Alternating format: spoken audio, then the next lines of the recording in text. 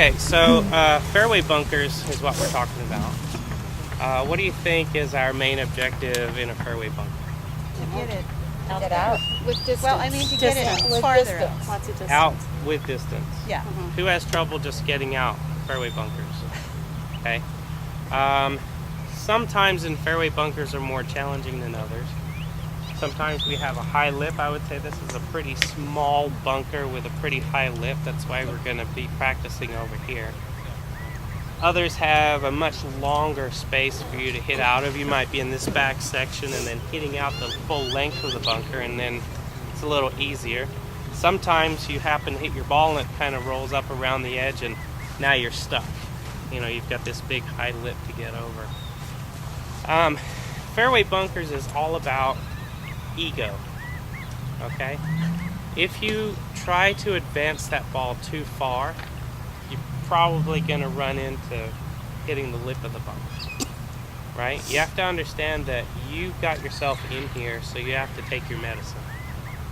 And what happens is if you get a little too greedy and you try to take too much distance and try to hit it too far, then usually what you're doing is choosing a longer club, something that doesn't have much loft, and then you accidentally run into the lip.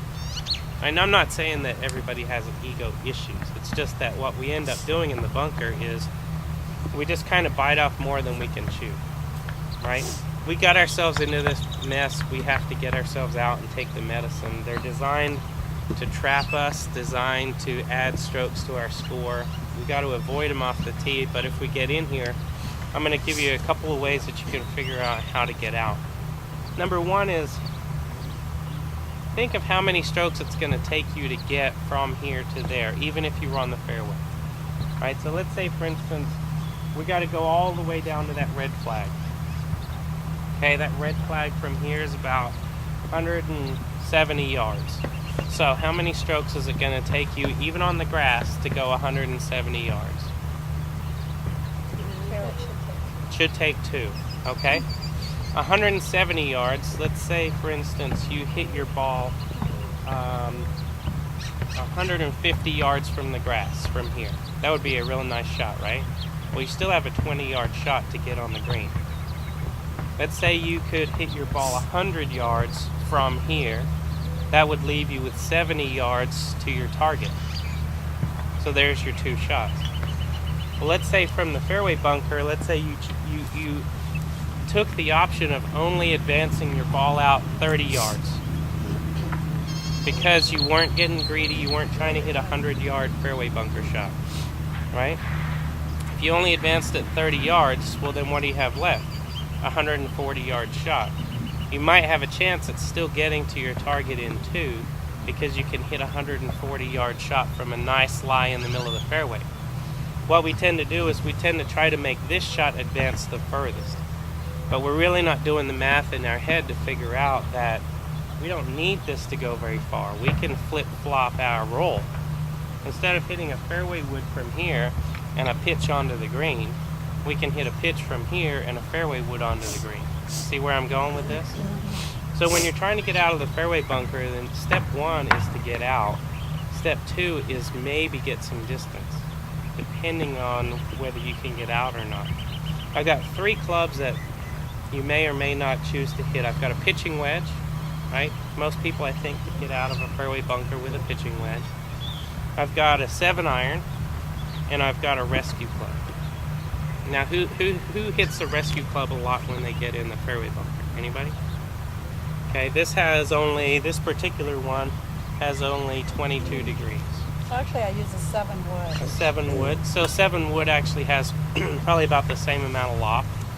A 7-iron has 35 degrees, and the pitching wedge has 48 degrees, right? So if you think about this bunker, if I have a 45-degree angle, I should be able to get out with a pitching wedge. And the way this works in the measurement is from here going backwards would be that 48 degrees. Now here's one way to look at it. Obviously you can't ground your club in the bunker, but you can get down here real close, hold the club down here level to the sand, and now you can see that if you connect with the ball going that way, the pitching wedge will advance it out no problem. See how that works? Mm-hmm. So you kind of lay it down. If I was going this way, I might have a little bit harder trouble getting over that lip with a pitching wedge. Right? If I take the 7-iron and I do the same thing, I lay it flat right here. See, I can barely clear that lip, and if I'm going this way, I can't clear it at all. I'm going to run right into it. And if I take this 4 rescue and hold it like this, see the angle that it's going on? I can't get over that lip if I hit a normal shot from here. Definitely shouldn't think about going this direction. The problem that we have is we take a club that doesn't have enough loft. And then when we don't take a club that has enough loft, we then have to manipulate the club, which causes all kinds of problems, and we end up hitting the sand before we hit the ball, and we duff it, and it doesn't go the distance that we want anyway, because we're having to change the angle of our body. If we just make a normal golf swing with the right lofted club, we get the power that's appropriate for that club, and we get out, and essentially we've made a logical decision, we take our medicine, and we move on. What happens is when we take a club that doesn't have enough loft, we then have to do all the bad things. We have to manipulate our bodies, we scoop it, we duff it, we don't hit it as far as we should, we might actually leave it in the bunker, and then consequently we might hit it crooked, and now we're in the rough over there, no further away than, no closer to the hole than the pitching wedge would have got us, and now we have a much more challenging shot from over there.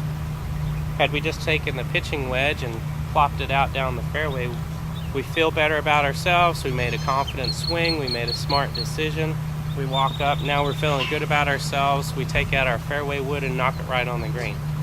Alright, see how the logic goes? The confidence, it's like a confidence roller coaster at the same time. We're playing this physical game, but it's very much a mental game as well.